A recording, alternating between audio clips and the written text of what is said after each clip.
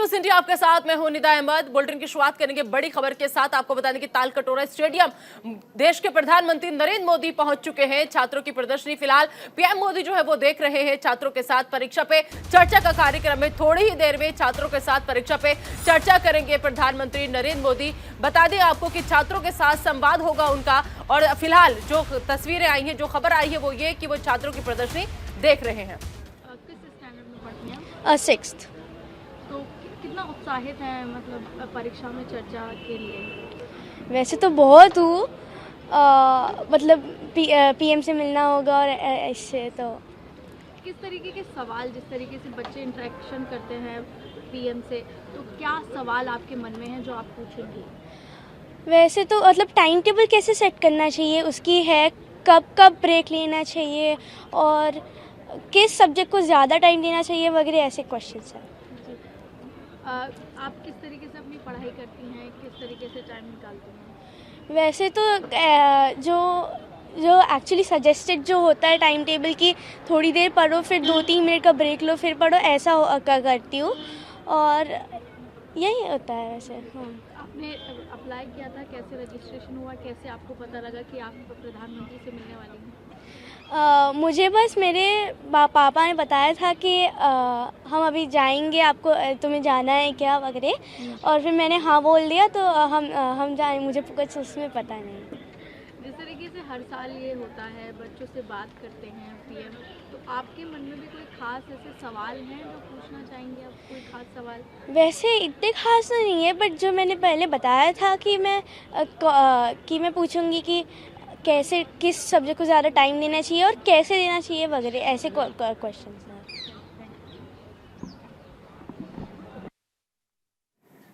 तो परीक्षा पे चर्चा का आज छठा संस्करण है और आप देख रहे हैं कि बच्चे कितने उत्साहित हैं देश के प्रधानमंत्री नरेंद्र मोदी से मिलने के लिए। फिलहाल तालकटोरा स्टेडियम में पीएम मोदी जो हैं वो पहुंचे हुए हैं यहाँ पर, और आज प्रधानमंत्री नरेंद्र मोदी की पीएम सर की पाठशाला जो है वो लगने जा रही है। छात्र छात्राओं से पीएम मोदी संवाद करेंगे और साथ ही साथ परीक्षा में कैसे बच्चे तनाव से मुक्ति पा सकें, कैसे बच्चे तनाव से दूर रह सकें, वो सारे मंत्र जो हैं वो पीएम मोदी की तरफ से दिए जाएंगे आज यहाँ पर। तो पीएम मोदी फिलहाल यहाँ पर तालकटोरा स्टेडियम में मौजूद हैं, पहुंचे हुए हैं, और इसके बाद में देखिए कैसे जो बच्चों के द्वारा तैयार की हुई चीजें थी और उन तमाम चीजों को बच्चों ने यहाँ पर प्रदर्शनी के तौर पर प्रदर्शित किया है यहाँ पर। और दिल्ली के तालकटोरा स्टेडियम की तस्वीरें हैं जहाँ पर पीएम मोदी अभी पहुंचे हुए हैं यहाँ पर, और उसके बाद में वो छात्रों से उनका बातचीत का कार्यक्रम है। तालकटोरा स्टेडियम की फिलहाल ये तस्वीरें आप देखिए यहाँ पर कि किस तरीके से अभी भी, लेकिन एक जीवन की परीक्षा के लिए भी ये कार्यक्रम उपयुक्त होता है और किसी भी वर्ष के लिए इसकी एक रिलेवेंस ज़रूर है, इसलिए मैंने सोचा कि उसको लेकर आऊँ। प्रधानमंत्री जो मेहनत हमारे बच्चों पर भी करते हैं और उनके जीवन के लिए एक सिर्फ परीक्षा नहीं, लेकिन एक जीवन की दृष्टि से भी उसको कैसे देखना चाहिए, एक बहुत सोच समझकर बच्चों के लिए कुछ मूल्य वो देते रहते हैं। तो इसलिए मुझे लगा कि आज उसको ज़रूर लेकर आना चाहिए, इसलिए मैं बहुत उत्सुक हूँ आज परीक्षा पे चर्चा सुनने के लिए। आपकी बेटी का नाम बता दीजिए, किस स्टैंडर्ड? मेरी बेटी का नाम है सिद्धि, वह 6वीं क्लास में है, the mothers international school Delhi में। जी, आप कैसे हेल्प करते हैं, क्योंकि अभिभावक का काफ़ी रोल रहता है, आप फादर हैं, आप कैसे हेल्प करते हैं, कैसे टाइम निकाल पाते हैं? जी, मैं समय कम निकाल पाता हूँ, लेकिन जब भी कुछ समय दे पाता हूँ तो उसको वो उसका समझ उससे बढ़े, किसी भी कोई भी विषय वो सीख रही है, समझ रही है, तो वो उसके अंडरस्टैंडिंग से मीनिंगफुल तरीके से वो सीखे, ये मैं कोशिश करता हूँ। और मेरी पत्नी जो सिद्धि की माँ है, वो उसको ज़्यादा समय देकर उस पर परीक्षा की भी तैयारी जो है उस पर वो ज़्यादा ध्यान देकर उस करती है। सिद्धि खुद एक्स्ट्रा करिकुलर चीज़ें भी पढ़ती रहती है, तो उससे उसकी बाकी तैयारी भी होती रहती है। वो भी वहां पर मौजूद हैं, साथ में पहुंचे हुए हैं और बता रहे हैं कि उनके बच्चे कितने उत्साहित हैं। तो पीएम मोदी बच्चों से संवाद करेंगे। फिलहाल तालकटोरा स्टेडियम की सीधी तस्वीरें आपको हम दिखा रहे हैं, जहां पर बता दें आपको कि छात्रों, शिक्षकों, अभिभावकों से बात करने का भी यहीं पर तालकटोरा स्टेडियम में प्रोग्राम है देश के प्रधानमंत्री नरेंद्र मोदी का। फिलहाल देखिए सीधी तस्वीरें आपको हम दिखा रहे हैं कि पीएम मोदी जो है वो पहुंच चुके हैं अब छात्रों के बीच यहाँ पर, और परीक्षा पे अब चर्चा होगी। पीएम सर जो है उनकी पाठशाला की सीधी तस्वीर आपको हम दिखा रहे हैं यहाँ पर। तो दरअसल आपको बता दें कि आज क्योंकि 27 जनवरी है, सुनिए जरा आप।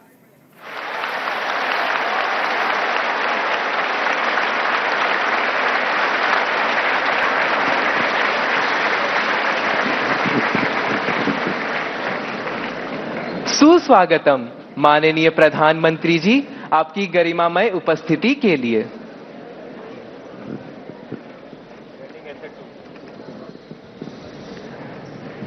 परीक्षा पे चर्चा 2023 के पावन अवसर पर माननीय शिक्षा मंत्री भारत सरकार श्रीमान धर्मेंद्र प्रधान जी को सादर आमंत्रित कर रही हूं। कृपया हम सबके प्रिय राष्ट्रीय गौरव माननीय प्रधानमंत्री जी के सम्मान में स्वागत भाषण हेतु मंच पर पधारें। माननीय शिक्षा मंत्री भारत सरकार। नमस्कार। परीक्षा पे चर्चा की 6th एडिशन पे मैं माननीय प्रधानमंत्री जी को देश की शिक्षा जगत की ओर से स्वागत करता हूं, आभार प्रकट करता हूं। वो कुछ समय, कुछ घंटे हमारे बीच में बिताएंगे। देश की सभी प्रांतों से, सभी यूनियन टेरिटरी से आए हुए बच्चे आज दूरसंचार के माध्यम से टेक्नोलॉजी प्लेटफॉर्म पे दुनिया की सभी कोने से इस कार्यक्रम को देखने वाले विद्यार्थी, अभिभावक, शिक्षक, शिक्षा प्रेमी, मैं सभी को स्वागत करता हूं और यहाँ इस कार्यक्रम में उपस्थित सभी पार्टिसिपेंट, सभी शिक्षक, सभी अधिकारियों को भी स्वागत करता हूं। मित्रों, परीक्षा पे चर्चा एक जन आंदोलन का रूप ले चुका है। पिछले 8-9 सालों में माननीय प्रधानमंत्री जी न केवल देश को संभाला है, लेकिन देश में अनेक जन आंदोलन का भी जनक रहे। वो स्वच्छ भारत हो, वो परीक्षा पे चर्चा हो, या देश की नौजवानों के अंदर एक नई स्फूर्ति उत्पन्न करने की बात हो। परीक्षा पे चर्चा विद्यार्थी, अभिभावक, शिक्षक और समाज की जो प्रेशर रहती है, जो चुनौती रहती है कोमलमती बच्चे के ऊपर, उसको समझते हुए प्रधानमंत्री जी ने उस दुविधा को स्वयं हमारे बीच में आके समाधान देने के लिए एक अभिभावक के नाते, एक युग दृष्टा के नाते, एक समाज सुधारक के नाते आज हमारे बीच में उपस्थित है। यह आज एक सटीक जन आंदोलन की रूप ले चुका है। मित्रों, न केवल परीक्षा पे चर्चा, उन्होंने समय निकाल के अपने को खुद को विद्यार्थी बनाया, अपने को अभिभावक बनाया, अपने को शिक्षक बनाया। आज सही तरीके से हमारी संचालक ने कहा, देश की प्रख्यात शिक्षाविद, उन्होंने एग्जाम वॉरियर करके किताब लिखा है। इस बार तो उसकी नई संस्करण भी आ गई है और भारत की 13 भाषाओं में ये आज हम लोगों के सामने है। परीक्षा पे चर्चा भी एक नई प्रारूप बन चुका है। इस बार 23 जनवरी को नेताजी की जन्मदिन के अवसर पे देश भर की स्कूल विद्यार्थियों ने उस पे चित्रांकन की एक कंपटीशन में पार्टिसिपेट किया। मैं आप सभी को बधाई देता हूं एग्जाम वॉरियर के अंदर आपको प्रेरणा लेने के लिए। मित्रों, देश में राष्ट्रीय शिक्षा नीति भी लागू हो रहा है। परीक्षा पे चर्चा, एग्जाम वॉरियर, ये सहजता धीरे धीरे विद्यार्थियों को 21वीं सदी के लिए तैयार करने के लिए प्रधानमंत्री जी की सपना है। भारत की विद्यार्थी न केवल भारत की विषयों के बारे में चिंता करे, लाइव जैसे जन आंदोलन को विश्व में प्रधानमंत्री जी ने शुरू किया। पर्यावरण, विश्व की अर्थनीति, विश्व में टेक्नोलॉजी, ये भारत की बच्चों के द्वारा निर्मित होकर दुनिया की समस्या की समाधान बने, इसी अपेक्षा एनईपी में माननीय प्रधानमंत्री जी ने रखा है। परीक्षा पे चर्चा, एग्जाम वॉरियर, एनईपी, ये एक सिक्के की अनेक पहलू है। मैं ऐसे ही एक भव्य कार्यक्रम में हम सभी लोग एकत्रित हुए हैं। इस कार्यक्रम में कुछ समय प्रधानमंत्री बच्चों के साथ, देश की बच्चों के साथ खुद कुछ समय बिताएं। मैं माननीय प्रधानमंत्री जी को मंच पे सादर आमंत्रित करता हूं।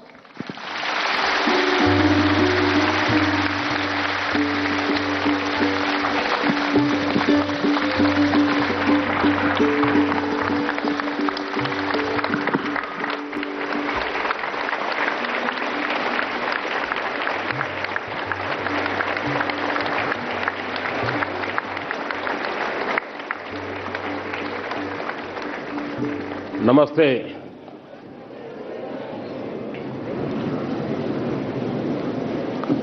शायद इतनी ठंड में पहली बार परीक्षा पे चर्चा हो रही है। आमतौर पर फरवरी में करते हैं, लेकिन अब विचार आया कि आप सबको 26 जनवरी का भी लाभ मिले। फायदा उठाया ना, जो बाहर के हैं उन्होंने गए थे कर्तव्य पथ पे, कैसा लगा? बहुत अच्छा लगा। अच्छा, घर जाके क्या बताएंगे? कुछ नहीं बताएंगे। अच्छा साथियों, समय ज्यादा लेता नहीं हूं मैं, लेकिन मैं इतना जरूर कहूंगा कि परीक्षा पे चर्चा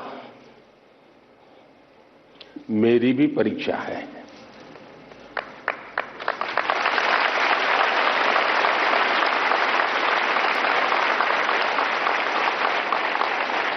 और देश के कोटि कोटि विद्यार्थी मेरी परीक्षा ले रहे हैं और मुझे ये परीक्षा देने में खुशी होती है, आनंद आता है, क्योंकि मुझे जो सवाल मिलते हैं लाखों की तादाद में, बहुत प्रोएक्टिवली बच्चे सवाल पूछते हैं, अपनी समस्या बताते हैं, व्यक्तिगत पीड़ा भी बताते हैं। मेरे लिए बड़ा सौभाग्य है कि मेरे देश का युवा मन क्या सोचता है, किन उलझनों से गुजरता है, देश से उसकी अपेक्षाएं क्या है, सरकारों से उसकी अपेक्षाएं क्या है, उसके सपने क्या है, संकल्प क्या है। यानी सचमुच में मेरे लिए ये बहुत बड़ा खजाना है। और मैं तो मेरी सिस्टम को कहा हुआ है कि इन सारे सवालों को इकट्ठा करके रखिए। कभी 10-15 साल के बाद मौका मिलेगा तो उसको सोशल साइंटिस्टों के द्वारा उसका एनालिसिस करेंगे। और पीढ़ी बदलती जाती है, वैसे स्थितियां जैसे बदलती जाती हैं, वैसे उनके सपने, उनके संकल्प, उनकी सोच कैसे बहुत माइक्रो तरीके से बदलती है। इसका एक बहुत बड़ा थीसिस, शायद ही इतना सैंपल किसी के पास नहीं होगा जी तक। आप लोग मुझे सवाल पूछ करके भेजते हैं। चलिए, लंबी बातें नहीं करते हैं। मैं चाहूंगा कि कहीं से शुरू करें, ताकि हर बार मेरे पर एक शिकायत आती है कि साहब ये कार्यक्रम बहुत लंबा चलता है। आपका क्या मत है? लंबा चलता है? लंबा चलना चाहिए? अच्छा, मुझे और कोई काम करना नहीं है। अच्छा ठीक है, आप ही के लिए हूं। बताइए क्या करेंगे? कौन पहले पूछते हैं? दुनिया को बदलने की तमन्ना हो अगर, दुनिया को बदलने की तमन्ना हो अगर, दुनिया को नहीं खुद को बदलना सीखे। माननीय प्रधानमंत्री जी, आपका प्रेरक एवं ज्ञानवर्धक उद्बोधन सदैव हमें सकारात्मक ऊर्जा एवं विश्वास से भर देता है। आपके बृहद अनुभव एवं ज्ञानपूर्ण मार्गदर्शन की हम सब उत्सुकता से प्रतीक्षा कर रहे हैं। माननीय, आपके आशीर्वाद एवं अनुमति से हम इस कार्यक्रम का शुभारंभ करना चाहते हैं।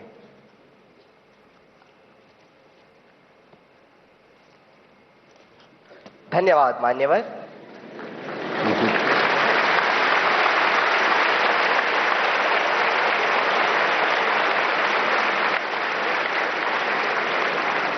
माननीय प्रधानमंत्री जी, अपनी समृद्ध सांस्कृतिक विरासत और स्थापत्य सौंदर्य के लिए प्रसिद्ध शहर मदुरई से अश्विनी एक प्रश्न पूछना चाहती है।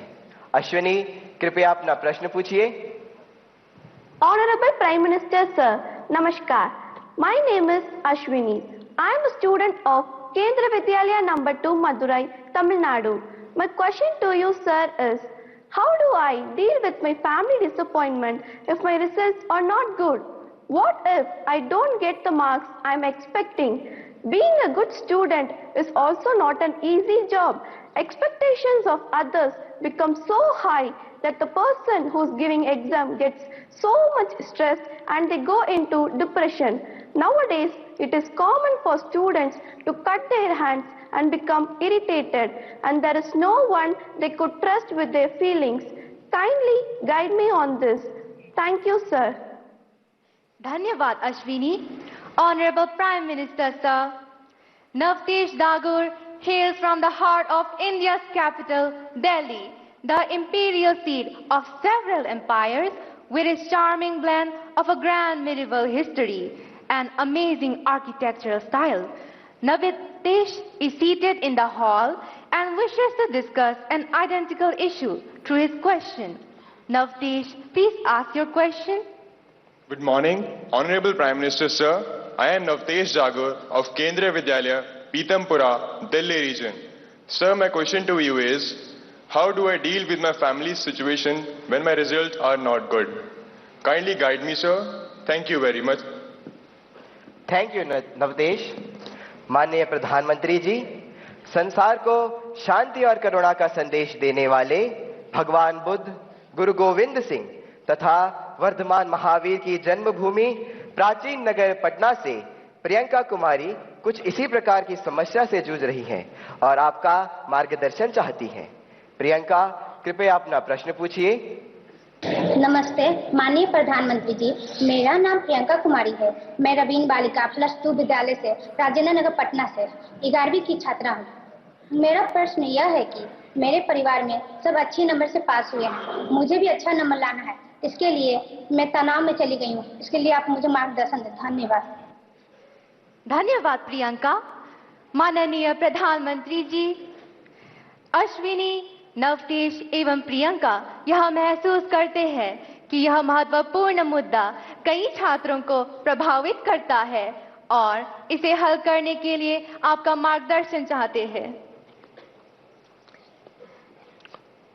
अश्विनी, आप क्रिकेट खेलती हैं क्या? क्रिकेट में गूगली बॉल होता है,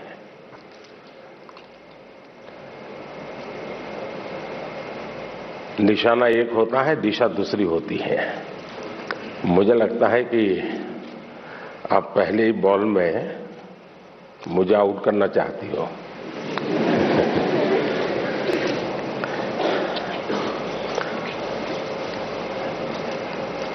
अगर परिवार के लोगों के आपसे बहुत अपेक्षाएं होना बहुत स्वाभाविक है और उसमें कुछ गलत भी नहीं है, लेकिन अगर परिवार के लोग अपेक्षाएं सोशल स्टेटस के कारण कर रहे हैं तो वो चिंता का विषय है।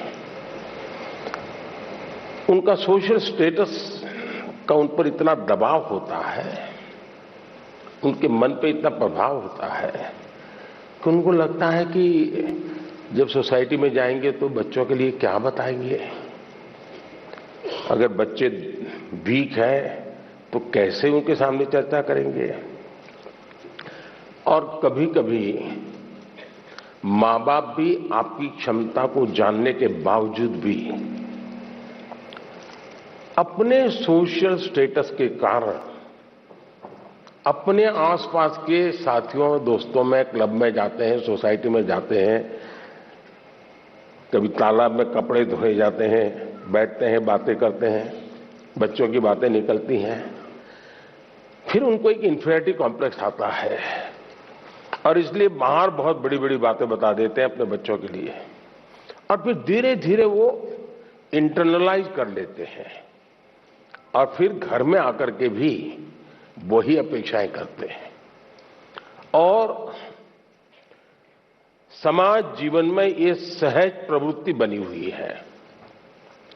दूसरा, आप अच्छा करेंगे तो भी हर कोई आपसे नई अपेक्षा करेगा। हम तो राजनीति में हैं, हम कितने ही चुनाव क्यों न जीत लें, लेकिन ऐसा दबाव पैदा किया जाता है कि हमें हारना ही नहीं है। 200 लाए हैं तो बोले 250 क्यों नहीं लाए, 250 लाए तो 300 क्यों नहीं लाए, 300 लाए तो 350 क्यों नहीं लाए। चारों तरफ से दबाव बनाया जाता है। लेकिन क्या हमें इन दबावों से दबना चाहिए क्या? पल भर सोचिए कि आपको जो दिन भर कहा जाता है, चारों तरफ से जो सुना जाता है, उसी में अपना समय बर्बाद करेंगे कि आप अपने भीतर देखेंगे, अपनी क्षमता, अपनी प्रायोरिटी, अपनी आवश्यकता, अपने इरादे, थोड़ा हर अपेक्षाओं को उसके साथ जोड़िए।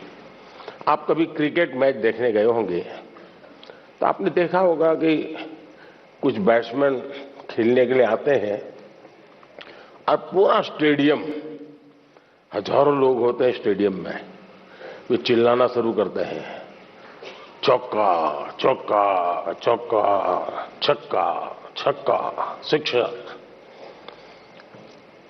क्या वो ऑडियंस की डिमांड के ऊपर चौके और छक्के लगाता है क्या?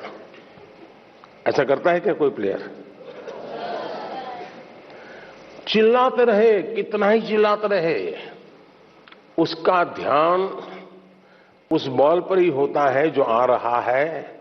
उस बॉलर के माइंड को स्टडी करने की कोशिश करता है और जैसा बॉल है वैसे ही खेलता है, न कि ऑडियंस चिल्लाता है।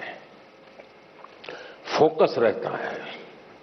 अगर आप भी अपनी एक्टिविटी में फोकस रहते हैं तो ये आपके जो कुछ भी दबाव बनता है, अपेक्षाएं बनती हैं, कभी न कभी आप उसको मिटवित करेंगे, आप उस संकटों से बाहर आ जाएंगे। और इसलिए मेरा आपसे आग्रह होगा कि आप दबावों के दबाव में न रहें। हां, कभी कभी दबाव को एनालिसिस कीजिए। कहीं ऐसा तो नहीं है कि आप स्वयं के विषय में अंडर एस्टिमेट कर रहे हैं। आपकी क्षमता बहुत है, लेकिन आप खुद ही इतने डिफरेंस मेंटालिटी के हैं कि नया करने के लिए सोचते नहीं। तो कभी कभी वो अपेक्षाएं बहुत बड़ी ताकत बन जाती है, बड़ी ऊर्जा बन जाती है। और इसलिए अपेक्षाएं, मां बाप को क्या करना, वो मैंने पहले ही कहा, सामाजिक दबाव में मां बाप ने बच्चों पर दबाव ट्रांसफर नहीं करना चाहिए, लेकिन बच्चों ने अपनी क्षमता से कम भी अपने आप को नहीं आंकना चाहिए। और दोनों चीजों की बल देंगे तो मुझे पक्का विश्वास है कि आप ऐसी समस्याओं को बहुत आराम से सुलझा लेंगे।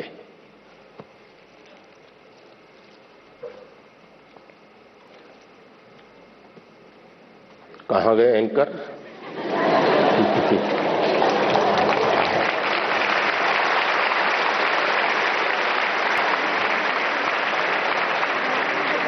माननीय प्रधानमंत्री जी, आपका कोटि कोटि धन्यवाद। आपके प्रेरक वचनों से अभिभावकों का अपने बच्चों के लिए समझने का मार्ग मिला है। मान्यवर के दबाव में न रहें, हम गांठ बांधकर परीक्षा में उत्साह बनाए रखेंगे। आपका धन्यवाद। माननीय प्रधानमंत्री जी, चंबा प्रकृति के अनछुए सौंदर्य को समेटे भारत के पेरिस के रूप में प्रसिद्ध पर्वतीय नगर है। चंबा हिमाचल प्रदेश से आरुषि ठाकुर आभासी माध्यम से हमसे जुड़ रही हैं। आरुषि, कृपया अपना प्रश्न पूछें। माननीय प्रधानमंत्री जी, नमस्कार। मेरा नाम आरुषि ठाकुर है और मैं केंद्रीय विद्यालय बनीखेत ढलौजी, जिला चंबा की कक्षा 11वीं की छात्रा हूँ। माननीय, मेरा आपसे यह प्रश्न है कि परीक्षा के दौरान जो बात मुझे सबसे ज्यादा परेशान करती है वह यह है कि मैं पढ़ाई कहाँ से शुरू करूँ। मुझे हमेशा लगता है कि मैं सब कुछ भूल गई हूँ और मैं इसी के ही बारे में सोचती रहती हूँ, जो मुझे काफी तनाव देता है। कृपया कर मार्गदर्शन कीजिए। धन्यवाद सर। धन्यवाद आरुषि। माननीय प्रधानमंत्री जी, भारत में धान का कटोरा के नाम से प्रसिद्ध राज्य छत्तीसगढ़ की राजधानी है रायपुर। रायपुर की अदिति दीवान इसी समस्या पर अपनी मन की जिज्ञासा का समाधान चाहती है। अदिति, अपना प्रश्न पूछिए। माननीय प्रधानमंत्री जी, नमस्कार। मेरा नाम अदिति दीवान है और मैं कृष्णा पब्लिक स्कूल रायपुर छत्तीसगढ़ में कक्षा 12वीं की छात्रा हूँ। मेरा आपसे यह प्रश्न है कि मैं इस बात को लेकर चिंतित रहती हूँ कि मुझे बहुत कुछ करना है, लेकिन अंतिम तक मैं कुछ भी नहीं कर पाती हूँ, क्योंकि मेरे पास बहुत सारे कार्य होते हैं। यदि मैं अपना कोई कार्य समय पर पूरा कर भी लूँ तो और ज्यादा परेशान हो जाती हूँ, क्योंकि फिर अन्य कार्यों को करने में या तो बहुत ज्यादा देर लगा देती हूँ या तो उन्हें आगे तक के लिए टाल देती हूँ। मैं यह जानने के लिए उत्सुक हूँ कि मैं अपने सारे काम सही समय पर कैसे पूरे करूँ। धन्यवाद। धन्यवाद अदिति।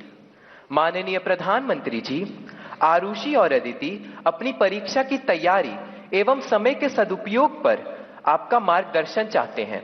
कृपया उनकी समस्या का समाधान करें। माननीय प्रधानमंत्री जी। देखिए, सिर्फ परीक्षा के लिए नहीं, वैसे भी जीवन में टाइम मैनेजमेंट के प्रति हमें जागरूक रहना चाहिए। परीक्षा और नो परीक्षा, आपने देखा होगा काम का ढेर क्यों हो जाता है। काम का ढेर इसलिए हो जाता है समय पर उसको किया नहीं इसलिए। और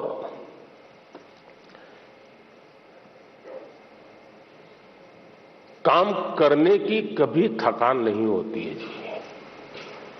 काम करने से संतोष होता है,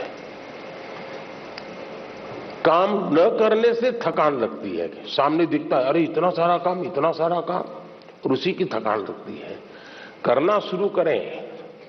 दूसरा, आप कभी कागज पे अपना पेन पेंसिल लेके डायरी पे लिखिए।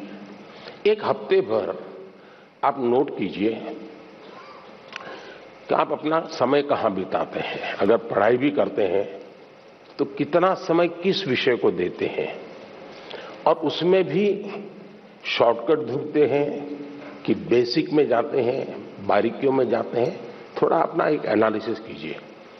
मैं पक्का मानता हूं कि आपको ध्यान में आएगा कि आप जो आपकी पसंद की चीजें हैं उसी में सबसे ज्यादा समय लगाते हैं और उसी में खोए रहते हैं। फिर 3 विषय ऐसे हैं जो कम पसंद है लेकिन जरूरी है, वो फिर आपको बोझ लगेगा। मैंने 2-2 घंटे मेहनत की लेकिन ये तो हुआ नहीं। और इसलिए आप सिर्फ पढ़ना 2 घंटे ऐसा नहीं, लेकिन पढ़ने में भी जब फ्रेश माइंड है तब जो सबसे कम पसंद विषय है, आपको सबसे ज्यादा कठिन लगता है, तय कीजिए पहली 30 मिनट इसको, फिर एक पसंदगी वाला विषय है 20 मिनट उसको, फिर थोड़ा कम पसंद वाला 30 मिनट उसको। आप ऐसा स्लैब बनाइए तो आपको रिलैक्सेशन भी मिलेगा और आपको धीरे धीरे उन विषयों पर रुचि बढ़ेगी जो आप नॉर्मली टालते हैं और अच्छे विषय में खोए रहते हैं। और समय भी तो बहुत जाता है। आपने देखा होगा, आप में से जो लोग पतंग चगाते होंगे, मुझे तो बचपन में बहुत शौक था। पतंग की जो माजा होता है, धागा होता है, वो कभी एक दूसरे में उलझ जाकर के एकदम से बड़ा गुच्छा बन जाता है। अब बुद्धिमान इंसान क्या करेगा? यूं यूं खींचेगा क्या? ताकत लगाएगा क्या? ऐसा नहीं करेगा। वो धीरे से एक एक तार को पकड़ने की कोशिश करेगा कि खुलने का रास्ता कहाँ है, और फिर धीरे धीरे धीरे खोलेगा तो इतना बड़ा गुच्छा भी आराम से खुल जाएगा और सारा माजा, सारा धागा एक जैसी जरूरत है वैसा उसके हाथ लग जाएगा। हमें भी उस पर जोर जबरदस्ती नहीं करनी है, आराम से सॉल्यूशन निकालना है। और अगर आराम से सॉल्यूशन निकालेंगे तो मुझे पक्का विश्वास है कि आप उसको बड़े ढंग से करेंगे। दूसरा, आपने कभी घर में अपनी मां के काम को ऑब्जर्व किया है क्या? यूं तो आपको अच्छा लगता है कि जैसे स्कूल से आए तो मां ने सब रेडी करके रखा था, सुबह स्कूल जाना था तो मां ने सब तैयार करके रख दिया था, लगता तो बहुत अच्छा है। लेकिन क्या कभी ऑब्जर्व किया है कि मां का टाइम मैनेजमेंट कितना बढ़िया है? उसको पता है सुबह ये है तो मुझे 6 बजे ये करना पड़ेगा, 6:30 बजे ये करना पड़ेगा, उसको 9 बजे जाना है तो ये करना पड़ेगा, वो 10 बजे घर आएगा तो ये करना पड़ेगा। यानी इतना परफेक्ट टाइम मैनेजमेंट मां का होता है। और जबकि काम सबसे ज्यादा मां करती रहती है, लेकिन किसी काम में उसको बोझ अनुभव नहीं होता है। थक गई, बहुत काम है, बहुत ज्यादा, ऐसा नहीं करती। क्यों? उसे मालूम है कि मुझे इतने घंटे में ये तो करना है। और जब एक्स्ट्रा टाइम मिलता है तब भी वो चुप नहीं बैठती, कुछ न कुछ अपना क्रिएटिव एक्टिविटी करती रहती है। सुई धागा लेके बैठ जाएगी, कुछ तो करती रहेगी, रिलैक्स करने के लिए भी उसने व्यवस्था रखती है। अगर मां की गतिविधि को ढंग से ऑब्जर्व करोगे तो भी आपको एज ए स्टूडेंट अपना टाइम मैनेजमेंट का महत्व क्या होता है। और टाइम मैनेजमेंट ने 2 घंटे, 4 घंटे, 3 घंटे ये नहीं, माइक्रो मैनेजमेंट चाहिए। किस विषय को कितना टाइम देना है, किस काम को कितना टाइम देना है। और इतना बंधन भी नहीं डालने हैं कि बस 6 दिन तक ये करूंगा ही नहीं क्योंकि मुझे पढ़ना है, फिर तो आप थक जाओगे। आप ढंग से उसको डिस्ट्रीब्यूट कीजिए समय को, जरूर आपको लाभ होगा। धन्यवाद।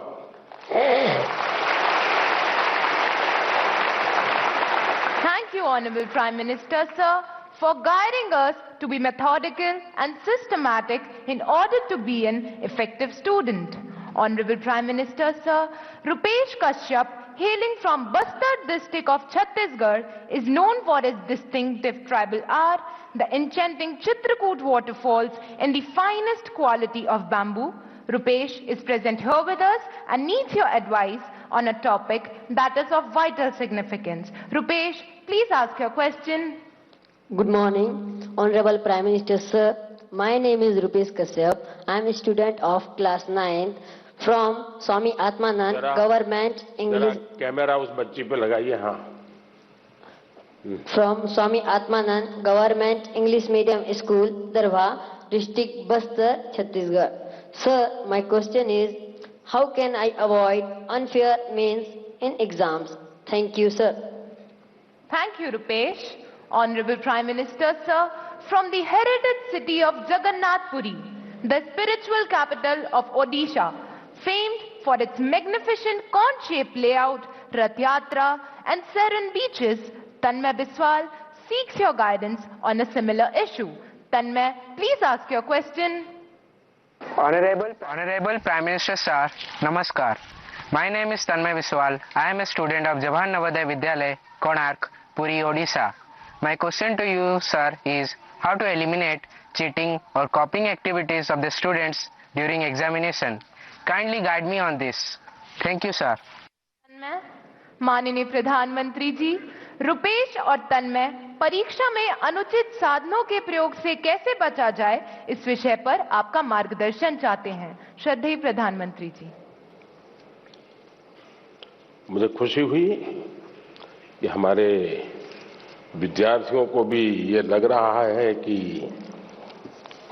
परीक्षा में जो गलत प्रैक्टिसेस होती हैं, माल प्रैक्टिसेस होती हैं, उसका कोई रास्ता खोजना चाहिए। खास करके जो मेहनती विद्यार्थी होते हैं उनको जरूर इसका बहुत ही चिंता रहती है कि मैं इतनी मेहनत करता हूं और ये चोरी कर करके, कॉपी कर करके, नकल करके अपना गाड़ी चला लेता है। पहले भी शायद चोरी तो करते होंगे लोग, नकल तो करते होंगे, लेकिन छुप छुप करके करते होंगे। अब तो बड़े गर्व से कहते हैं कि आज सुपरवाइजर को बुद्धू बना दिया।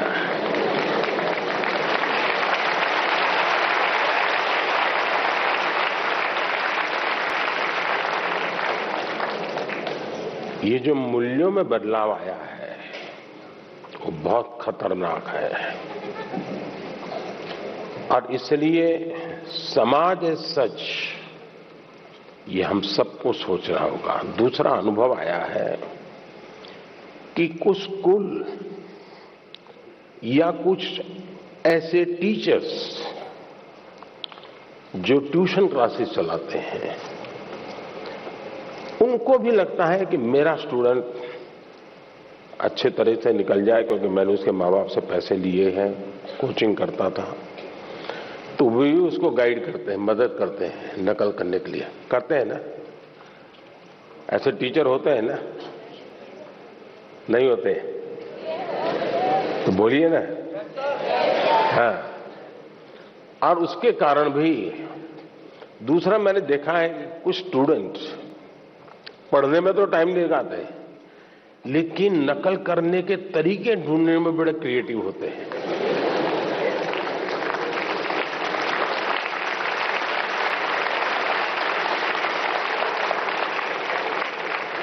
उसमें घंटे लगा देंगे, वो कापली बनाएंगे तो उतनी छोटे छोटे छोटे अक्षरों की बनाएंगे।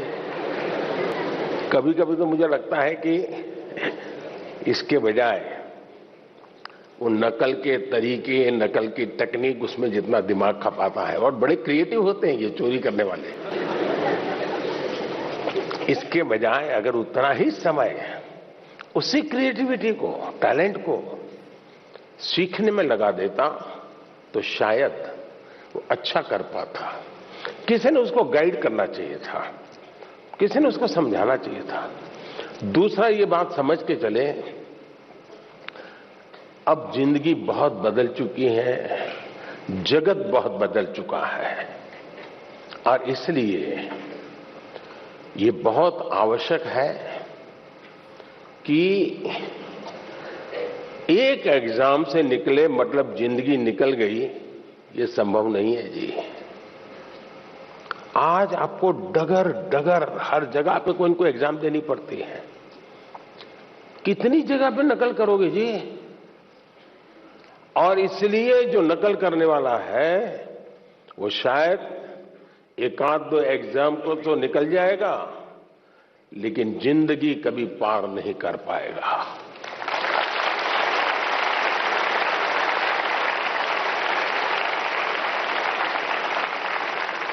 नकल से जिंदगी नहीं बन सकती है। हो सकता है एग्जाम में मार्क्स इधर उधर करके ले आए, लेकिन कहीं न कहीं तो क्वेश्चनेबल होगा ही, और इसलिए ये वातावरण हमको बनाना होगा कि एक आध एग्जाम में तुमने नकल की, हो गया, तुम निकल गए, लेकिन आगे चल करके शायद तुम जिंदगी में फंसे रहोगे।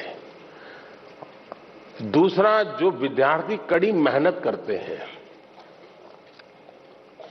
उनसे भी मैं कहूंगा कि आपकी मेहनत आपकी जिंदगी में रंग लाएगी। हो सकता है कोई ऐसा ही फालतू 2-4 मार्क्स आपसे ऊपर ले जाएगा, लेकिन वो कभी भी आपकी जिंदगी की रुकावट नहीं बन पाएगा। आपके भीतर की जो ताकत है, आपके भीतर की जो ताकत है, वही ताकत आपको आगे ले जाएगी। कृपा करके उसको तो फायदा हो गया, चलो मैं भी उस रास्ते पर चल पड़ूं, ऐसा कभी मत करना, कभी मत करना दोस्तों। एग्जामें तो आती हैं जाती हैं, हमें जिंदगी जीनी है, जी भर के जीनी है, जीतते जीतते जिंदगी जीनी है। और इसलिए हमें शॉर्टकट की तरफ नहीं जाना चाहिए। और आप जानते हैं, रेलवे स्टेशन पर आपने देखा होगा, हर रेलवे स्टेशन पे पटरी जहां होती है ना, वहां ब्रिज होता है। तुम लोग ब्रिज पे जाना पसंद नहीं करते, पटरी कूद करके जाते हैं। कोई कारण नहीं, ऐसे ही बस मजा आता है। तो वहां लिखा है shortcut will cut you short. इसलिए कोई अगर शॉर्टकट से कुछ कर लेता होगा, आप उसके टेंशन को पालिए मत, आप अपने आप को उससे मुक्त रखिए, आप अपने पर फोकस कीजिए, आपको अच्छा परिणाम मिलेगा। धन्यवाद। धन्यवाद माननीय प्रधानमंत्री जी, आपके वचन सीधे हमारे हृदय में उतर गए हैं। आपका धन्यवाद। Honourable prime minister sir, from Palakkad, the land of paddy fields, where the gentle breeze carries the aroma of harvested crops and the sound of traditional Kerala music, Sujal K seeks your guidance. Sujal, please ask your question. नमस्कार आदरणीय प्रधानमंत्री महोदय, मेरा नाम तेजस सुजय है। मैं 9वीं कक्षा में केंद्रीय विद्यालय कंजीकोट एर्नाकुलम संभाग का छात्र हूँ। मेरा प्रश्न यह है, हार्ड वर्क और स्मार्ट वर्क में से कौन सा वर्क जरूरी है? क्या अच्छी परिणामों के लिए दोनों जरूरी हैं? कृपया अपना मार्गदर्शन दीजिए। धन्यवाद श्रीमान। Thank you Sujal. Honourable prime minister sir. क्या सवाल था उनका? क्या पूछ रहे थे? सर हार्ड वर्क के बाद। हार्ड वर्क और स्मार्ट वर्क। हार्ड वर्क और smart work. Thank you sir. यार अच्छा, आपने बचपन में एक कथा पढ़ी होगी, सबने जरूर पढ़ी होगी, और इससे आप अंदाज लगा सकते हैं कि स्मार्ट वर्क क्या होता है और हार्ड वर्क क्या होता है। हम बचपन में थे तो एक कथा सुना पढ़ाते थे कि एक घड़े में पानी था, पानी जरा गहरा था और एक कौवा पानी पीना चाहता था, लेकिन अंदर वो पहुंच नहीं पाता था। तो उस कौवे ने छोटे छोटे कंकर उठा करके उस घड़े में डाले और धीरे धीरे पानी ऊपर आया और फिर उसने आराम से पानी पिया। सुना है ये कथा? अब इसको आप क्या कहेंगे, हार्ड वर्क कहेंगे कि स्मार्ट वर्क कहेंगे?